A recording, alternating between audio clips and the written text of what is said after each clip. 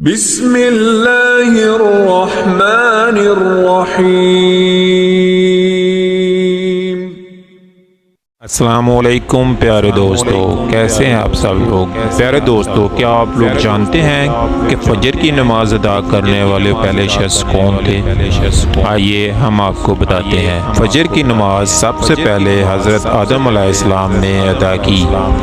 حضرت آدم علیہ السلام کو جب دنیا پہ اتارا گیا تو دنیا میں بہت ہی اندھیرا تھا، کسی بھی طرف کچھ نظر نہیں آتا تھا۔ حضرت آدم علیہ السلام خوفزدہ ہو گئے کہ کیسے اس دنیا میں وقت گزرے گا۔ پھر آہستہ آہستہ روشنی ہونا شروع ہو گئی۔ صبح صادق کا ٹائم ہوا تو حضرت آدم علیہ السلام نے 2 رکعت شکرانے کے ادا کیے، ایک رکعت رات کی تاریکی ختم ہونے میں اور دوسری رکعت صبح کی روشنی میں۔ یہ 2 رکعت اللہ تعالیٰ کو اتنے پسند آئے کہ انہوں نے حضرت محمد صلی اللہ علیہ وآلہ وسلم کی امت پر ان کو فرض کر دیا۔ تو دوستو، آپ سب لوگ یہ سمجھ چکے ہوں گے کہ فجر کی رکعت یعنی فجر کی نماز ادا کرنا ہم سب کے لیے کتنا ضروری ہے۔